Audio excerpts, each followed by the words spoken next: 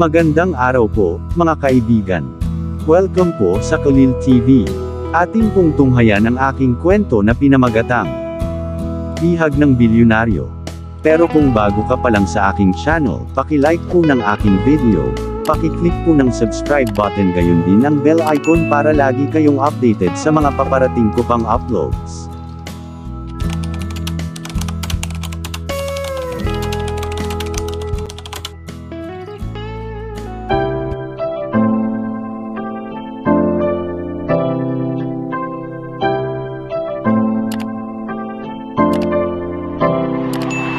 Kulil TV.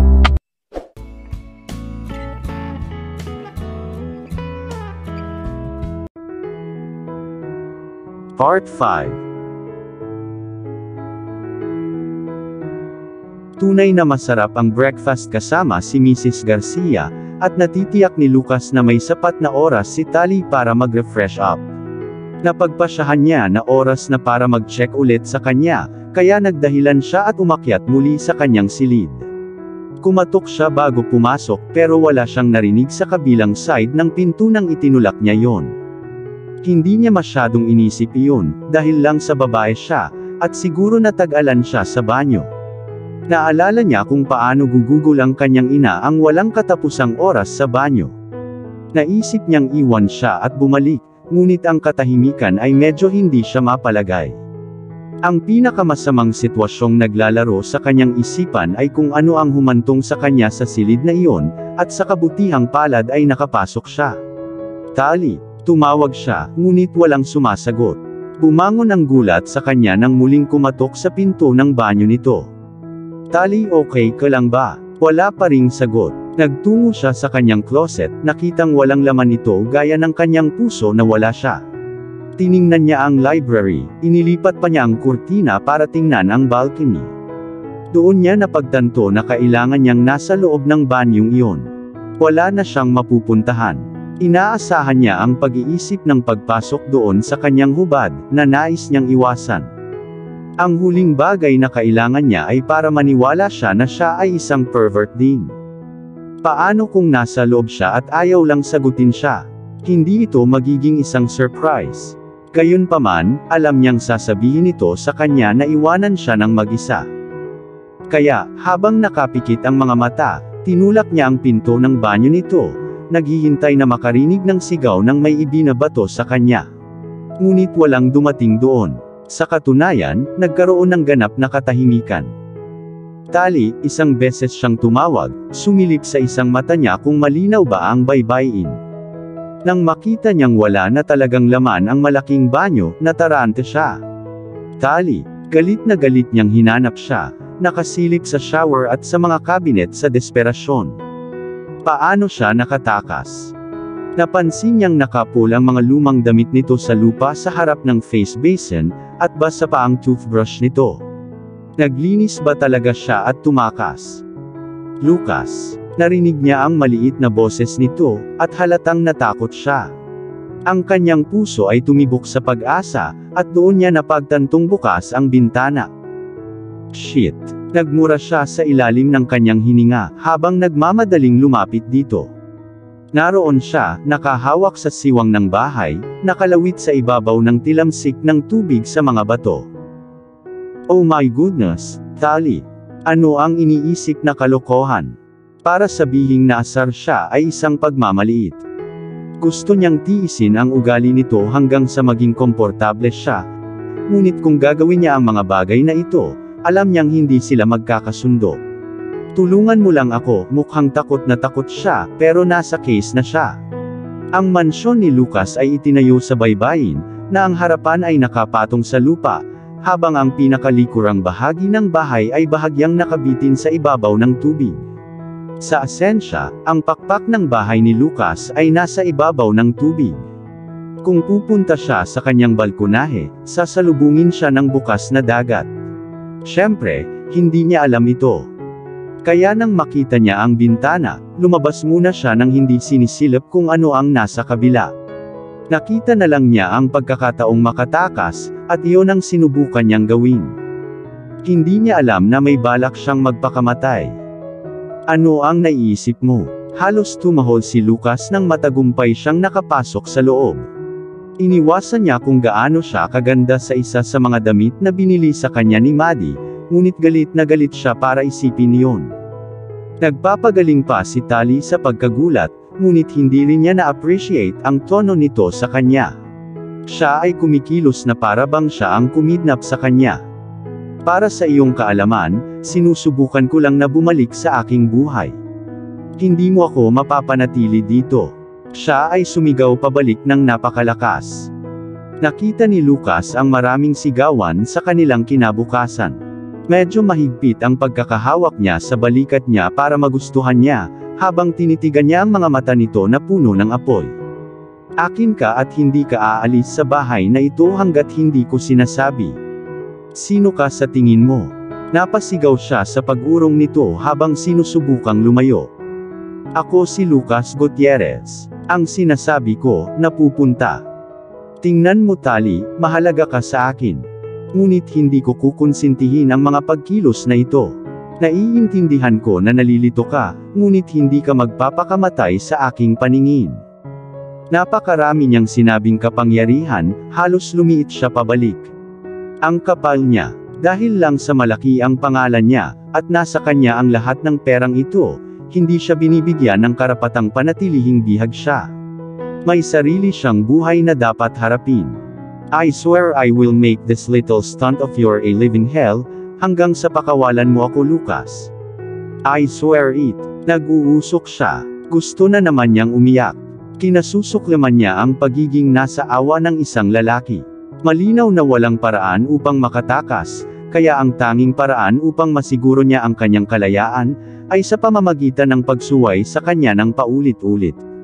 Sa ngayon, hindi naman siya bayulente, at parang hindi naman. Hindi rin niya ipinipilit ang sarili sa kanya, kaya magandang senyales iyon. Malinaw na siya ay isang malakas na pag-iisip na lalaki na nakukuha ang anumang gusto niya, ngunit gusto niyang maging exception iyon. Huwag mo akong subukin Talita. Ang gusto ko lang para sa iyo ay mabuti. Tapos pauwiin mo na ako. No. Ang huling sinabi niya bago siya tumalikod at iniwan siya sa banyo at sa kwarto niya. Halatang matigas ang ulo niya, pero ganoon din siya. Umiiyak ang kanyang sikmura, at hindi niya maiwasan ang pag-iinit din ng kanyang pakiramdam. Kahit galit siya, alam niyang kailangan niyang kumain. Wala siyang intensyon na mamatay dito, kaya hanggang sa nakahanap siya ng bagong plano, kailangan niyang tanggapin man lang ang mga pagkain nito.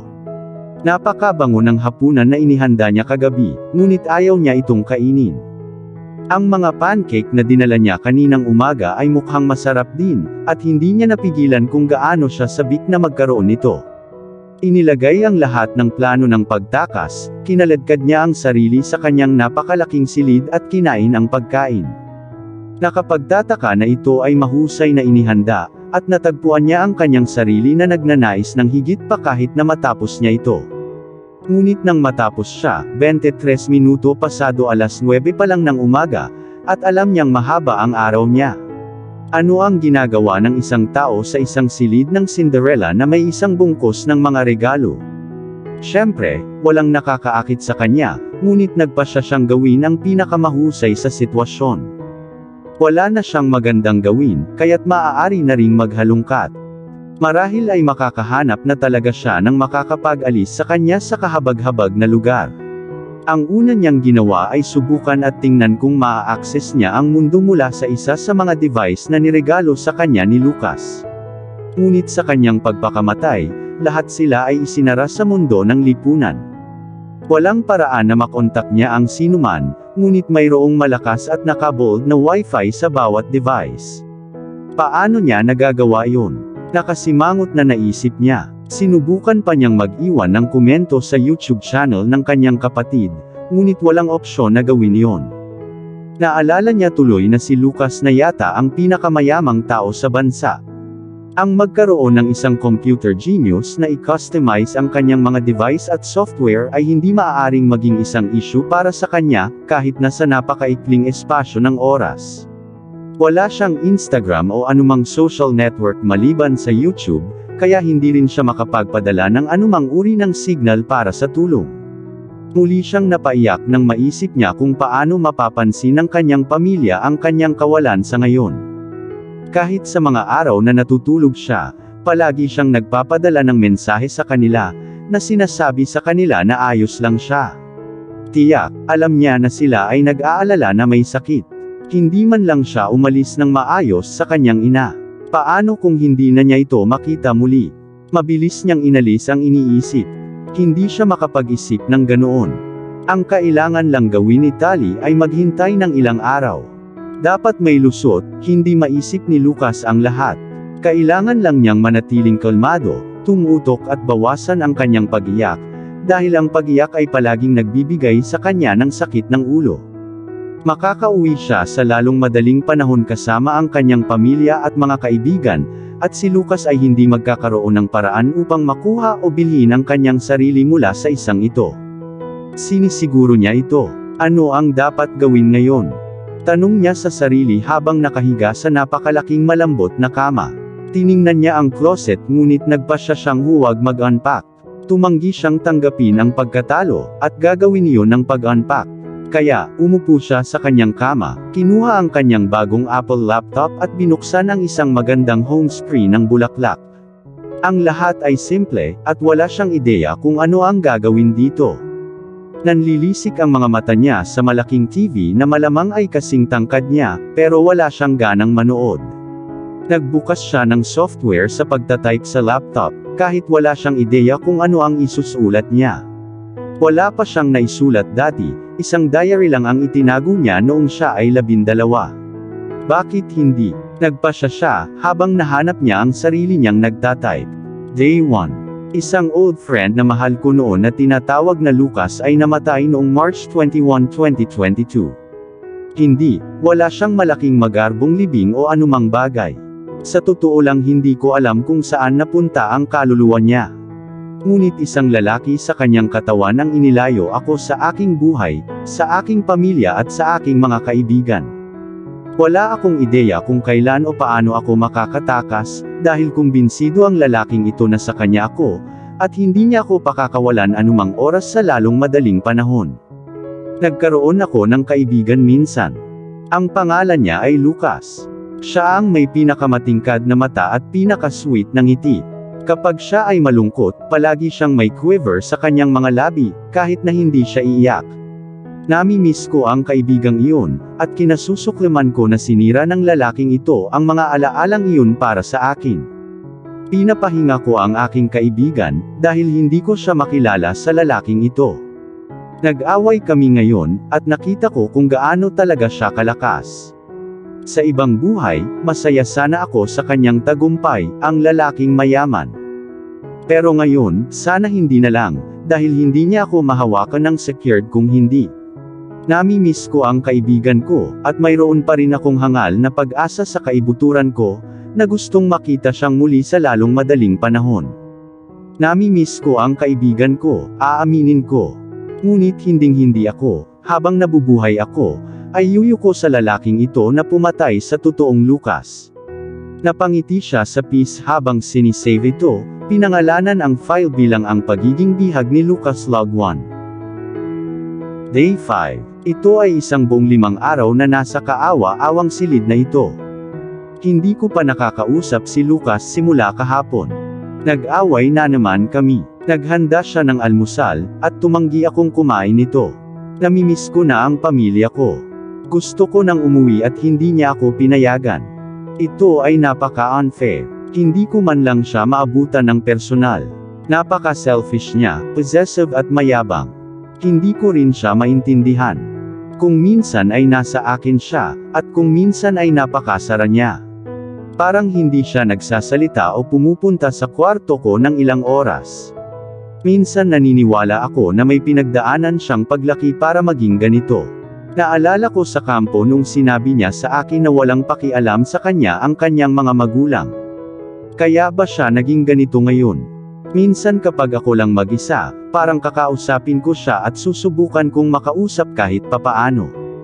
Baka mabalisa ako at ihatid niya ako pauwi. Pero sa tuwing tumitingin ako sa kanya, nakaramdam ako ng pang-aalipusta sa akin. Ang maliit na pag-aalala na lumaki sa akin para sa kanya ay ganap na nawala kapag naiisip ko ang ginawa niya sa akin, at sa aking pamilya. Oo, galit ako sa kanya. Hindi ko akalain na magbabago iyon. Ang pagtakas ay tila hindi ko pa naaabot. Kaya ngayon, umaasa ako sa pulis at sa pamilya ko para hanapin ako. Sa ngayon ay makakarating na ang balita, kaya alam kong lahat sila ay naghahanap sa akin. So, progress, not exactly. Ikalimang araw ko bilang bihag ni Lucas, at ang ikalimang log ko na wala pa ring progress. Well, tingnan na lang natin kung saan tayo pupunta dito. Huminga ng malalim si Tali nang isara niya ang kanyang ikalimang log. Natagpuan niya ang kanyang pang-araw-araw na mga log na medyo nagpapatahimik, na nagbibigay sa kanya ng pag-asa na matagpuan sa lalong madaling panahon. Sumulat siya dahil wala siyang paraan para ipahayag ang kanyang nararamdaman.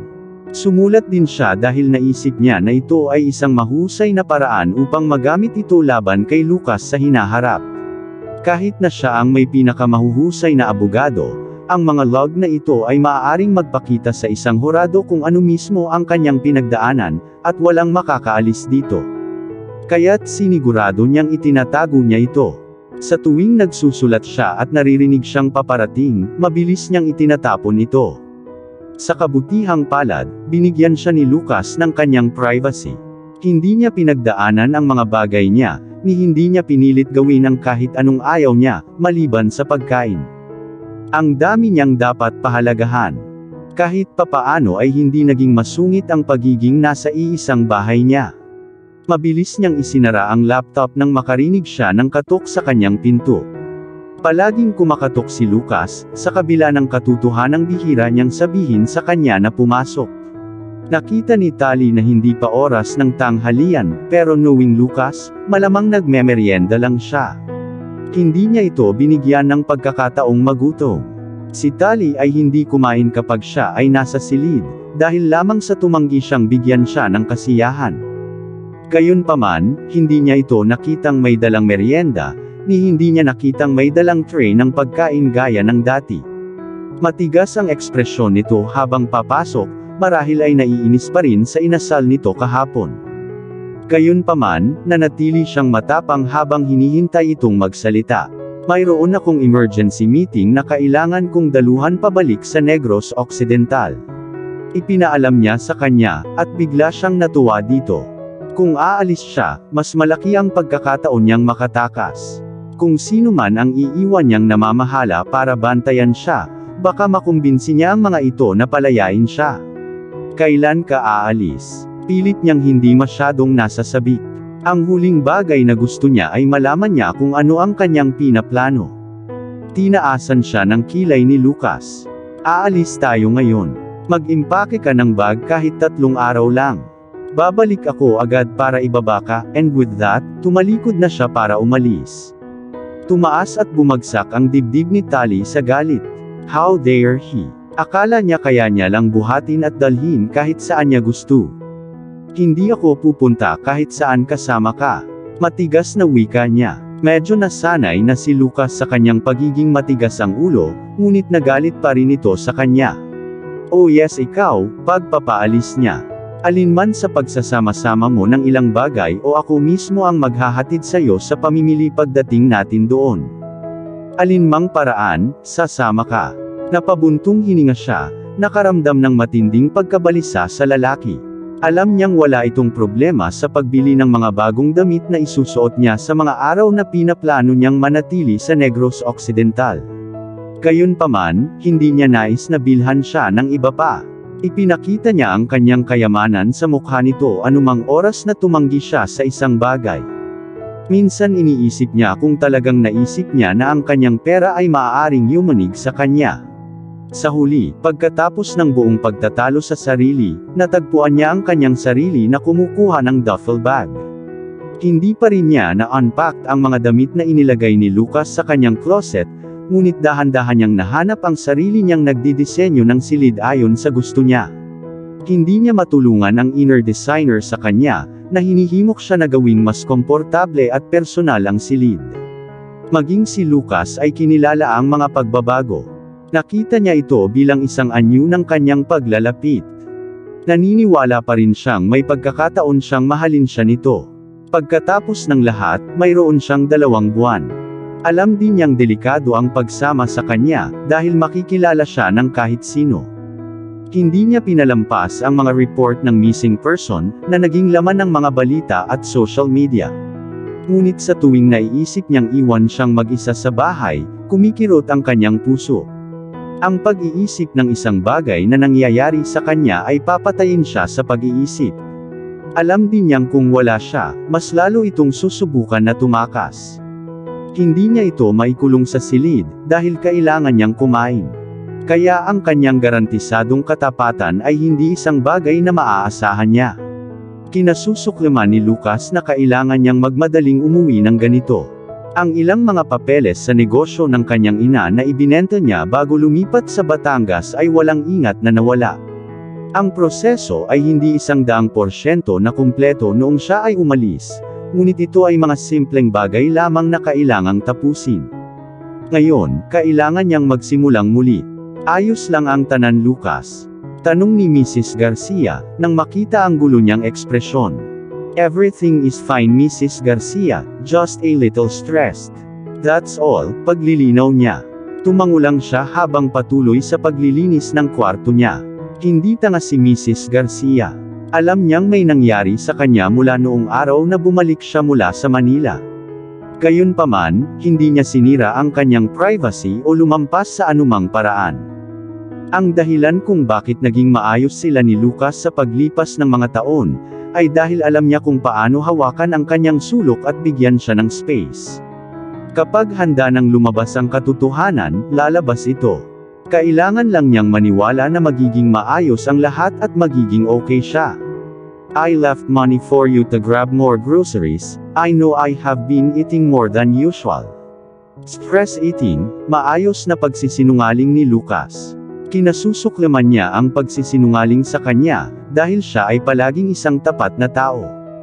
Ngunit kailangan lang niyang gawin ito upang matiyak na ligtas si Tali hanggang sa handa itong makipagkita sa kanya. Ipapahatid na kita sa driver. Tumango siya, that's good. I'll be gone for few days, will you be okay alone? Tanong niya na lalong nag-aalala sa kanya. Pero tinalikuran lang siya ni Mrs. Garcia. Siyempre Lucas, halong. Bye-bye Lucas. Bye, kumaway siya habang paalis na may dalang bag. Kinuha ni Lucas ang phone niya nang tumunog ito. Pilot niya yon. Yes, I'm coming now. Handa na ba ang lahat? Nagsalita agad siya pagkasagot niya ng tawag. Ready na po ang lahat, sir. Naniniwala ako na sinabi mo na may isa pang pasahero. Yes, at hindi ko na kailangan ng bumati sa amin pagdating namin. Ayokong may makita ako. Malinaw ba yan, Marvin? Matigas ang boses ni Lucas na nagpapakita sa kanyang piloto kung gaano siya kaseryoso tungkol dito. Malinaw, sir. See you soon. I mean not see you, but hindi na siya nakakuha ng pagkakataong matapos, dahil biglang pinatay ni Lucas ang tawag. Inilagay niya ang kanyang bag sa kanyang sasakyan bago bumalik sa loob sa silid ni Tali, upang tingnan kung nasaan ito kasama ng kanyang pag-iimpake, kung nag-impake man siya ng kahit ano. Alam niyang magiging isang hamon ang pagpapayag sa kanya sa paglalakbay na ito. Kaya't nang pumasok siya, nakita siyang may bag sa kanyang kama at isang damit na perpektong nakapatong sa kanyang magandang katawan, mas nagulat siya. Nakatagilid ang kanyang mga labi sa isang ngiti sa nakita. You look beautiful, sabi nito sa kanya habang naglalakad papasok ng kwarto. Napasigaw siya sa boses nito, ngunit nakahinga siya ng maluwag nang makita siya. Naglinis siya ng lalamunan, kumikislap ang mga mata sa kanya saglit. Salamat, ang tanging nasabi niya habang tinatangka niyang ayusin ang buhok niya sa isang mataas na pagkakapusod. Pwede, tanong ni Lucas sabay senyas sa buhok niya. Tiningnan niya ito ng kakaiba, hindi sigurado kung talagang sinadya nitong ayusin ang buhok nito para sa kanya. Sa pagtaas ng curiosity niya ngayon, tumango siya habang binitawan ang bundle at inilagay ang hairband sa kamay niya. Si Loki nagustuhan ang ngiti na naglalaro sa mga labi nito. Bihira lang siyang makitang ngumiti. Sa kabila ng galit niya sa kanya, maganda ito. Nagmamasid siya ng may pag-asa habang hinahawakan ito ang kanyang buhok sa pwesto, gamit ang kanyang mga daliri na banayad, at hinahaplos habang maayos niyang inayos ang kanyang buhok na tila nakapusog. Talagang natuwa siya dito at nagulat din siya na nagawa niya ito ng maayos. Ang kanyang kulot na buhok ay nahulog sa mga bundle mula sa gitna ng kanyang ulo, at isang ngiti ang hindi sinasadyang gumuhit sa kanyang mga labi habang siya ay ngumiti din sa kanya bilang pagmamalaki sa kanyang kakayahan. Bumaba ang kanyang mga kamay sa kanyang mga braso, at umupo sa kanyang mga balikat habang nakatingin sa kanya sa pamamagitan ng salamin. Sinalubong niya ang mga mata nito sa maliit na kilos, na pagtanto na ito na marahil ang pinakamalapit sa kanya mula nang dumating siya. With a clearing of her throat, lumayo siya sa kanya, iniiwasan niya ang kawalan ng pakiramdam nang muling bumagsak ang mga kamay nito sa tagiliran niya. Kinuha niya ang bag niya sa kama, sumenyas na mauna siya habang nakabukas ang pinto. Ang una niyang ginawa ay napabuntong hininga nang makita niya kung gaano kalaki at kaganda ang bulwagan sa labas ng kanyang silid. Hindi pa siya lumalabas ng silid mula noong araw na dumating siya, kaya ang pag-iisip na makita ang ilan sa bahay ay kakaibang kasiya-siya. Parang ilang oras na silang naglalakad sa malaking bahay, at kumbinsido siya na milya-milya ang layo ng pintuan sa harapan. Gayunpaman, naglaan siya ng oras upang pahalagahan kung gaano kalaki at kaganda ang mansyon ni Lucas. Alam niyang mayaman ito, ngunit ang kanyang bahay ay mukhang pag-aari ng royalty.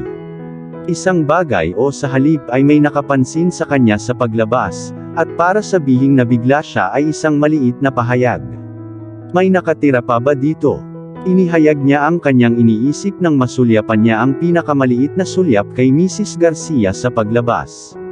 Nag-igting ang panga ni Lucas kahit na hindi naman ito naiinis sa kanya. Ayaw lang niyang malaman ito na may ibang tao rito, katulad ng kung paanong ayaw niyang malaman ni Mrs. Garcia ang tungkol sa kanya. Hindi niya masisisi kung nakita niya ito. Hindi niya pinalampas ang pagtingin nito sa paligid, at kung gaano siya kabagal sa paglalakad habang sinisikap niyang tingnan ang lahat sa loob ng bahay. Oo, dito rin nakatira ang aking assistant, hindi pa niya alam ang tungkol sa iyo, at gusto kong manatili sa ganoong paraan. May kaunting babala ang boses nito, na para bang sinasabi nito sa kanya na huwag subukan ang anumang bagay. Parang alam niyang baka sumigaw si Tali or something para makuha ang atensyon ng babae. Pero bago pa man niya masubukan, inakay na siya ni Lucas sa pintuan. Nakahinga siya ng malalim ng sariwang hangin habang tinatamaan siya ng simoy ng dagat. Medyo nakakabulag din ang sikat ng araw habang nag-adjust ang mga mata niya sa liwanag. Sa nakikita niya, nag-iisa lang ang bahay ni Lucas sa lugar, kaya wala siyang paraan para humingi ng tulong sa kapitbahay. Nakita rin niya na nasa tabing dagat nga ang bahay nito, at aaminin sana niya ang kagandahan ng lahat kung hindi siya nagplano ng pagtakas. Tumingin siya sa likod ng bahay, nakanganga sa gulat nang mapagtanto niya kung gaano talaga ito kalaki. Nakikita niya na may higit pa dito, at ang babae sa kanya ay biglang gusto ng buong tour. Gayunpaman, pasimple siyang naglakad habang dinadala siya ni Lucas sa tila garahe kung saan hindi isa, hindi dalawa, kundi 10 kotse ang nakapark. Gaano ka kayaman? Gulat na tanong niya habang inihagis ang bag niya sa likod ng silver Ferrari. Umisi ito sa kanya, sumenyas na lumapit ito sa kanya. I manage. Nagkibit balikat siya habang nakaupo silang dalawa sa kotse. Si Tali ay ganap na natigilan sa katahimikan habang pinagmamasdan niya ang loob. Muntik na niyang makalimutan na galit siya sa kanya habang dinadaldal niya kung gaano ito kakol. Siya ay palaging isang freak sa kotse. Pinahal lang niya ang mga ito at ang pagmamadali na naramdaman niya sa isa. Napahiyaw siya sa tuwa ng buhayin ni Lucas ang makina, at ang tawa nito ay umalangaw sa loob ng sasakyan habang pinapatakbo niya ang kanyang mga kamay sa dashboard at kung saan-saan. Itinaas niya ang seatbelt sa kanyang dibdib habang nagmamaneho ito palabas, at isang ideya ang mabilis na pumasok sa kanyang utak. Para malaman mo, hindi ako ang nagpapainit sa'yo o kung anuman. Seryosong sabi niya, pero tumawa lang si Lucas doon. Pero ang hindi man lang niya napansin ay nag-iinit na pala siya sa kanya. Gusto man niyang tanggapin o hindi. At dito na po, nagtatapos ang part 5 ng ating kwento. Sabay-sabay po natin abangan ang susunod na kabanata. Paki-support rin po ng mga kwentong pag-ibig ni Dion Channel TV at Deborah Stories, ang aming munting channel. Maraming salamat po. God bless and stay safe.